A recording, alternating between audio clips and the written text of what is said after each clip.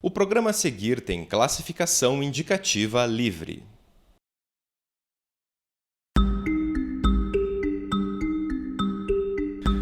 De cada 10 pessoas no mundo, uma tem diabetes, de acordo com estimativa da Organização Mundial de Saúde. A doença silenciosa pode causar cegueira, insuficiência renal, derrame cerebral, impotência e amputação de membros se não for tratada.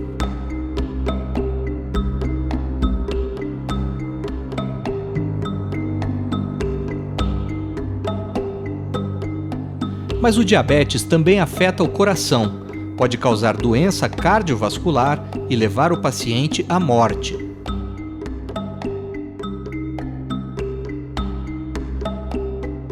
Pesquisadores da Universidade Federal do Paraná estudam a relação entre diabetes e doenças cardiovasculares.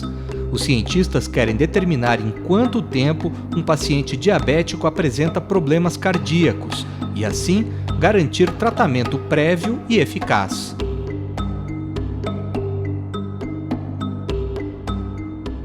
O Ciência está no ar e mostra os detalhes desta pesquisa para você.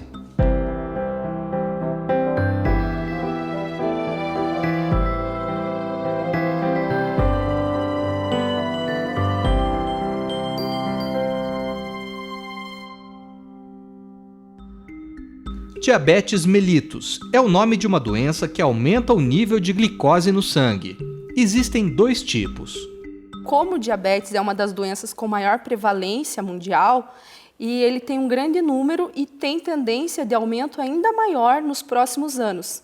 Até 2035, estima-se que esse número ele duplique ou triplique. É uma doença mundial, então a gente quis observar essas alterações, por isso o interesse no diabetes mellitus. É uma doença muito prevalente e comum no nosso dia a dia. São diversas alterações metabólicas que têm em comum a hiperglicemia, que nada mais é do que esse excesso de glicose no sangue. Tanto por isso que muitas pessoas que têm o diabetes mellitus fazem esse examezinho de pique no dedo e observam a glicose no sangue. Então é uma alteração que pode ser por células do pâncreas, por uma destruição dessas células que produzem a insulina ou por uma resistência. Então, existem dois tipos, o diabetes mellitus tipo 1, que é o tipo que é destruído as células beta pancreáticas, e o tipo 2, que é essa resistência à insulina mesmo. É uma doença perigosa e que age em silêncio. Pode causar sérios problemas se não for tratada.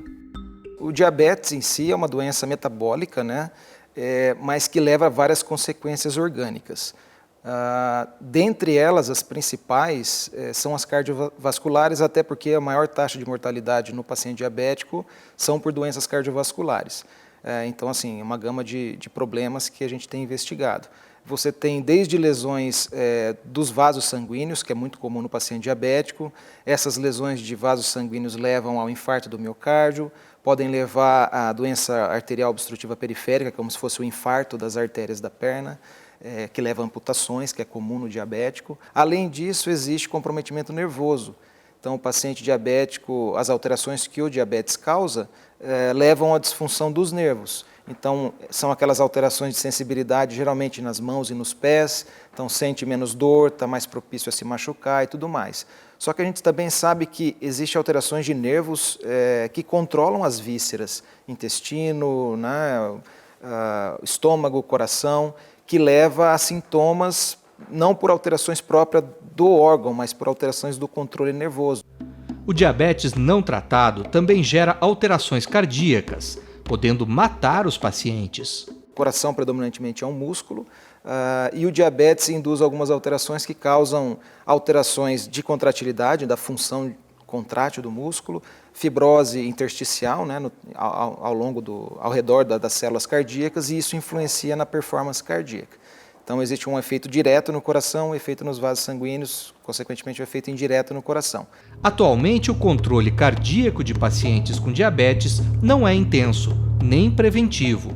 Geralmente, o diagnóstico do diabetes já tende a ser tardio.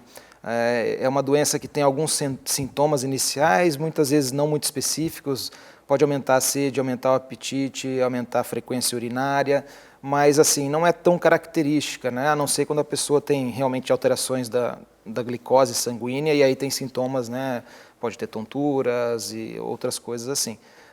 Mas geralmente a pessoa não vai procurar, às vezes é um achado de rotina, faz um exame de sangue, vê que a glicemia está alterada, aí o médico investiga isso por um tempo e tem uns critérios diagnósticos, né, que ele identifica o diabetes. Em muitos casos, o diagnóstico do diabetes não é precoce. O que não é comum, embora seja recomendado pelas associações de endocrinologia, de cardiologia, é que esse paciente ele faça alguns exames preventivos, né? Não diria preventivos, mas para identificar algumas dessas alterações de longo prazo. Então, um dos exames, por exemplo, seria mensurar a pressão arterial no braço e na perna. A gente chama de ITB, índice tornozelo braquial.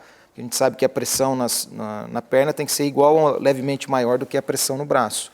É um exame relativamente simples, que demora um certo tempo para fazer, então não é feito na rotina de consultório. Mas é um sinal que já pode identificar, por exemplo, obstrução de artérias periféricas.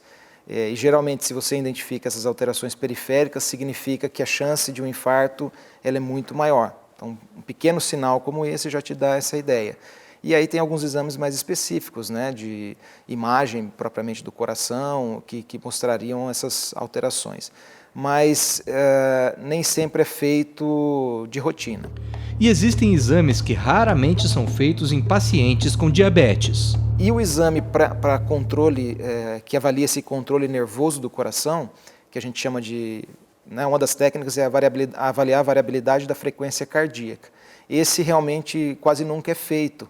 E só é feito geralmente quando o paciente relata um sintoma, mas aí ele já está com um problema estabelecido. E infelizmente a gente sabe que mesmo no diabético que tem um certo nível de tratamento, quando se identifica essa neuropatia dos nervos que controlam o coração, a mortalidade nos primeiros 5 anos pós-diagnóstico é muito alta, ela aumenta muito. Varia bastante, mas no mínimo 50% a mais de chance de ter um evento cardíaco do que um paciente diabético que não tenha essa alteração de controle nervoso. Estes cientistas decidiram estudar as alterações de frequência cardíaca em organismos com diabetes. O nosso objetivo do estudo foi mesmo avaliar as alterações temporais da variabilidade da frequência cardíaca, que é a capacidade de variação da frequência cardíaca que ocorre nos seres vivos. Então, a gente observa essas variações, a capacidade de responder a esses estímulos, tanto os estímulos ambientais, como sons, ou mesmo o estresse, alterações mesmo do nosso dia a dia que a gente observa. Então, é a capacidade, a gente quis observar essas alterações temporais da variabilidade da frequência cardíaca no diabetes mellitus. Ratos machos foram usados no experimento, que foi aprovado pelo Comitê de Ética em Pesquisa da UFPR e conduzido de acordo com o que estabelece o CONSEA, Conselho Nacional de Controle de Experimentação Animal. Antes de qualquer intervenção, qualquer técnica, qualquer manipulação dos animais, é necessário que seja feito um curso que é proposto pela Universidade Federal do Paraná. Esse curso é um curso de manipulação, ou seja, é um curso que ensina as formas que você pode manusear o animal, ensina as formas de anestesia, a forma de eutanásia, ensina propriamente como manusear os animais. E todas essas técnicas que são transmitidas nesse curso, elas são através do CONSEA, que é um conselho maior que nos dá todas as diretrizes de como seguir com os animais, porque, segundo as leis de proteção animal, a gente não pode manusear e nem eutanasiar os animais de qualquer forma. Então, tem todo um processo e um cuidado com os animais, porque, além de tudo, a gente tem que ter respeito com esses animais, porque eles fizeram parte do nosso estudo e a gente tem que ser muito grato, mas também tem que ter muito respeito com os animais, que eles não sofram dor e não tenham nenhum tipo de influência que pode ser prejudicial a eles. Então, tem que ter muito cuidado. E daí, nosso projeto, depois descrito, e todas as técnicas são muito bem detalhadas, esse projeto ele é analisado por um comitê, esse comitê de ética e uso animal. Ele é da Universidade Federal e ele observa tudo que a gente vai fazer com os animais. Então, é muito importante porque ele é aprovado, ou seja, tem uma aprovação desse comitê. Os animais são essenciais em alguns estudos. mas os cientistas se preocupam em reduzir e refinar o uso deles em experimentos. O respeito pelas cobaias faz parte de todo o processo. Quando a gente fala em pesquisa básica, né, a gente sempre tenta fazer realmente uma tradução direta daquilo que a gente vê na bancada para o ser humano. Nem sempre é assim, né? A gente sabe disso, e às vezes as pessoas, né, geram uma expectativa às vezes tão grande, né, porque funcionou no modelo animal, né, não necessariamente vai funcionar no ser humano. Mas as vantagens do modelo animal, como eu disse, né, existem obviamente coisas que você não tem como investigar no ser humano. Os animais fornecem essa ferramenta para a gente, né? Quer dizer, são tão importantes, né? A gente brinca na fisiologia, principalmente que se os animais, eles salvam mais vidas do que muitos seres humanos, né? Porque eles fazem parte tudo que é descoberto em termos de uso de fármacos, né, terapêutica, um dia passou pela pesquisa experimental. Cada vez a gente tenta minimizar mais o uso animal, claro, a gente aproveita, né, esses tecidos que a gente obtém, a gente vai usar em diversos estudos para minimizar o uso, mas é extremamente importante ainda esses modelos. Então a gente reproduz situações clínicas, a gente tem como testar medicamentos, como testar algumas intervenções que não seria possível no ser humano. Os ratos foram divididos em 2 grupos de 20 indivíduos. Um recebeu uma droga para desenvolver o diabetes. O outro serviu para o controle dos experimentos. Essa droga, ela destrói as células beta-pancreáticas. Então, existe ainda uma discordância sobre qual tipo que ela acaba ocorrendo o diabetes mellitus. Alguns artigos dizem que é o tipo 1 e alguns artigos dizem que é o tipo 2. No nosso caso, a gente observa que a gente associa que é o tipo 2. Os ratos dos 2 grupos receberam a mesma alimentação, acesso livre à água e ficaram em gaiolas neste biotério, com temperatura controlada. Ele é muito adaptado ao cheiro da pessoa que trata ele desde o início. Então, como eu tratei eles desde sempre, então eles eram mais adaptados ao meu cheiro. Quando eu manuseava eles e manipulava e tratava, eles reagiam de um jeito. Agora, por exemplo, se outra pessoa vinha e mexia neles, eles podiam responder de outra forma. Então, eles têm essas variâncias. Então, a gente tentava padronizar também o cuidador deles em todos os momentos, e daí a gente observava. Os ratos diabéticos receberam estes pinos. São como pequenos piercings, colocados em 4 pontos, um atrás de cada pata, abaixo da pele do animal. Eles serviram para realizar os testes de eletrocardiograma, que eram feitos a cada 3 dias, durante 1 hora. E a gente padronizou o horário matutino. Sempre, a cada 3 dias, no período matutino, eu ia e coletava o eletrocardiograma dos animais. E eles eram mantidos livres, não tinha nenhum tipo de restrição, porque a restrição pode gerar um estresse no animal. Então, como a gente deixava os animais livres e tentava diminuir qualquer influência externa, como sons, vozes de pessoas diferentes. Os testes foram realizados durante um período de 26 dias. Parece pouco, mas não é. A gente teve interesse de saber quais são as alterações temporais, como é que é a evolução dessas alterações do controle nervoso cardíaco, especialmente no primeiro mês de diabetes induzido, no caso do animal, né? Lembrando que 1 mês da vida do animal significam vários meses, até anos da nossa vida, né? Então a gente se preocupou com esse período. Por quê? Porque os estudos investigam esse mesmo fato, mas geralmente após as 4 semanas. E assim, a gente sabe que existem alterações transitórias desse controle. Então pode até ser que na 4ª, na 6ª semana algumas coisas tenham se restabelecido, mas elas transitoriamente estavam aumentadas ou diminuídas e esse controle, né, cardíaco variou nesse período. No próximo bloco, o Ciência vai mostrar os resultados dos experimentos com os ratos. Já voltamos.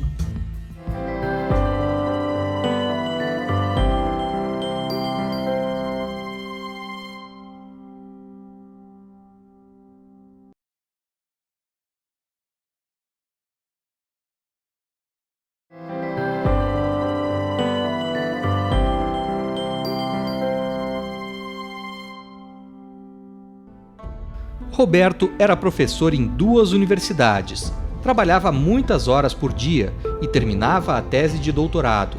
o corpo não aguentou a alta carga de estresse e o professor teve um desmaio. Com a parte sedentária e, obviamente, não se sabia a existência do diabetes, aí, nas vésperas da defesa do doutorado, aí, obviamente, com nervosismo, sofri um pequeno desmaio. Um cardiologista passou a tratar Roberto e acompanhar o diabetes do paciente.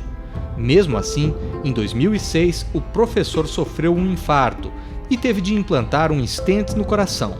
E o desenvolvimento dela culminou em 2006 com um entupimento de uma artéria no entorno de 80%, com a parte do estresse ainda vindo de outra instituição universitária.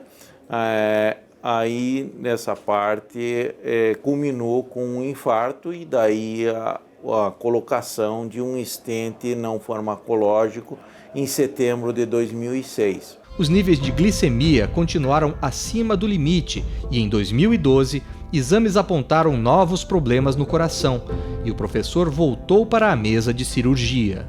E aí que culminou com a parte em 2012 de mais 2 entupimentos, então foram implantados e mais severos, inclusive, do que com o infarto, e aí foram colocados mais 2 stents aí, dessa vez farmacológicos. Foi quando Roberto decidiu procurar um endocrinologista para tratar o diabetes e evitar novos problemas no coração. Então, exames específicos são feitos, então, uma vez por ano para ver o controle, porque a parte do o controle químico, e aí você tem que ver a questão de outros órgãos que afetam. Então, daqui um pouco você controla o coração, o músculo cardíaco, que é o principal, e daqui um pouco dá problemas em fígado, esteatose, ou daqui um pouco o funcionamento dos rins. Então, tem toda essa conotação, vamos dizer, do controle.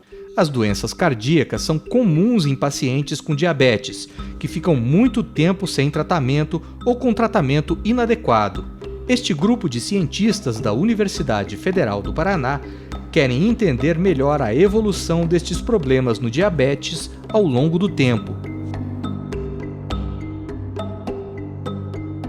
Para isto, eles desenvolveram experimentos com ratos em laboratório. As cobaias receberam uma droga para se tornarem diabéticas. Depois passaram por exames de eletrocardiograma a cada 3 dias, durante 26 dias. Os exames revelaram a variabilidade da frequência cardíaca dos ratos diabéticos em comparação com as cobaias saudáveis. A partir do 14º dia, os cientistas perceberam as primeiras diferenças entre os ratos diabéticos e os ratos saudáveis.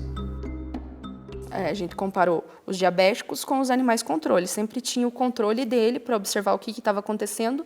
No mesmo período, a gente observava para ser mesmo fidedigno. Nos animais controle, a gente não observou nenhuma alteração dessas encontradas nos animais diabéticos.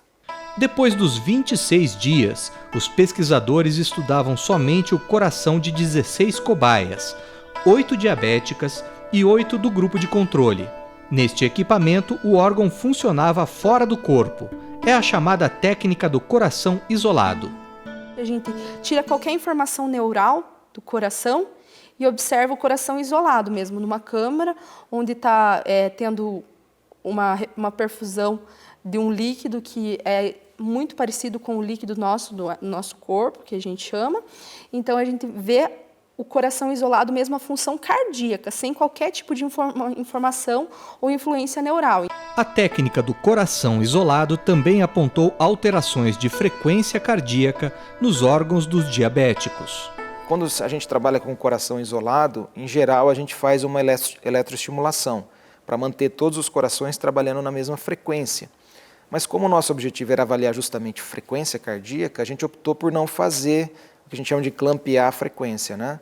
A gente sabe que isso interfere na pressão e tudo mais, mas optamos por não fazer. E, surpreendentemente, os corações dos animais diabéticos, eles apresentam menor frequência cardíaca, mesmo o coração fora do corpo, né? Então, a gente vê que existe um componente ali nervoso que está controlando isso, mas parece que, precocemente, o diabetes pode estar causando alterações intrínsecas do próprio coração que levam ele já a funcionar numa frequência cardíaca diferente do normal. Os cientistas também realizaram análises bioquímicas e de histologia do coração das cobaias.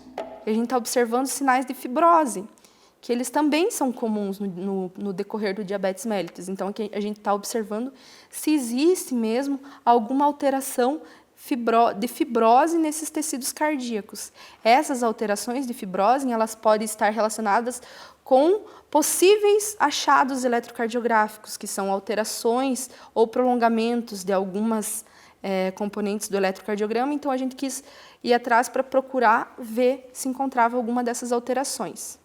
Os resultados dos experimentos revelaram importantes alterações da variabilidade da frequência cardíaca dos ratos diabéticos, tanto nos exames de eletrocardiograma quanto na técnica do coração isolado.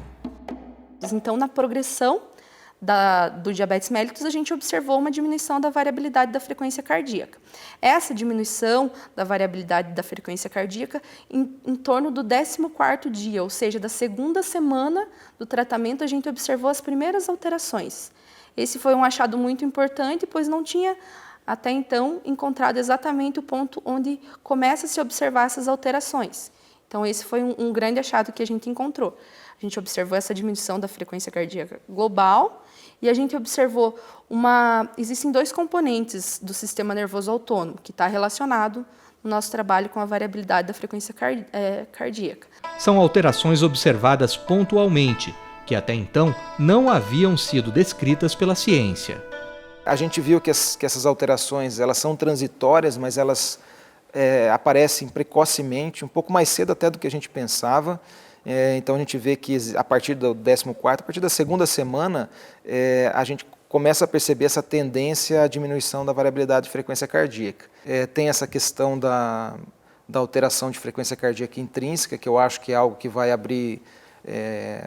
intensificar essa investigação sobre as alterações que acontecem propriamente no coração, né? A gente se preocupa muito com a parte mecânica e pensa mais em ventrículo, né? A gente tem os átrios cardíacos, o ventrículo geralmente, o ventrículo esquerdo é o que tem realmente gera uma tensão suficiente para ejetar o sangue, né? Para causar as oscilações de pressão arterial. Então a gente foca às vezes muito no músculo ali, no ventrículo, e tinham várias pesquisas feitas sobre essas alterações. Mas essa parte elétrica do coração, de geração de sinais elétricos, condução de sinais elétricos no coração isolado, né, nesse tipo de experimento, não é tão abordado assim, tão comum. E talvez, né, esses dados da Andriele levem a gente a explorar um pouquinho mais esse horizonte aí. O estudo desenvolvido pela Andriele no mestrado em Fisiologia também estabelece um modelo a ser usado em novos estudos. Outra vantagem, né, como é um programa de fisiologia, a gente também caracteriza o modelo. Então, quanto mais informações você tem sobre um modelo, melhor é de você tentar implantar algumas intervenções terapêuticas. Então, eu só sei que eu tenho que tratar determinada situação se eu souber quando ela começa, que maneira que ela, né, temporalmente, quando ela ocorre. Então, a ideia era essa também. Então, a gente tem algumas linhas que estão usando, por exemplo, exercício físico, algumas que vão usar, talvez, suplementação alimentar, alguma coisa assim. Agora, a gente sabe exatamente com esse modelo quando começar, né, qual seria o melhor ponto de fazer essa intervenção, para saber se elas realmente funcionam, são úteis, né? E os resultados dos experimentos científicos podem ajudar a melhorar a vida de diabéticos e o acompanhamento médico desses pacientes. No caso do diabetes, né, ainda a gente tem alguns problemas em determinar a fisiopatologia, né, como que o diabetes leva a alterações do coração. Então a gente precisa desses modelos, né, para estudar. Uma vez estabelecido essa sequência cronológica de eventos, aí a gente pode maximizar ou criar novos fármacos para tratar, né, a doença ou as consequências do diabetes. Então tem essa importância, né? Às vezes o estudo em si não tem uma aplicação imediata, mas ele gera um modelo que é possível você estudar intervenções terapêuticas, né? No caso desse nosso modelo, então a gente determinou que essas alterações são precoces, isso chama atenção para que nos pacientes cada vez mais se investigue as alterações cardíacas, né, do diabetes, tanto do músculo cardíaco em si, do funcionamento cardíaco, quanto do controle nervoso cardíaco. Com certeza, nosso objetivo foi atingido, ou seja, a gente encontrou essas alterações, e essas alterações elas são tão importantes que elas podem nos traduzir o que acontece com a gente, com as pessoas que têm o diabetes mellitus, porque é tão comum nas famílias e nos amigos essa doença, que a gente queria poder traduzir essa pesquisa clínica, por isso, pesquisa científica, por isso a importância dela. Então, a gente observa nos animais uma coisa que pode ajudar, ou seja, pode ser útil quando surgem os primeiros sintomas do diabetes, pode ser uma coisa a ser analisada futuramente para que não haja complicações maiores. Então, a pesquisa científica ela é muito importante, muito gratificante, que a gente consegue ajudar uma população muito maior através de uma amostra pequena. Então, essa é a importância e a gratificação que a gente observa nos animais, para os humanos e para a grande população.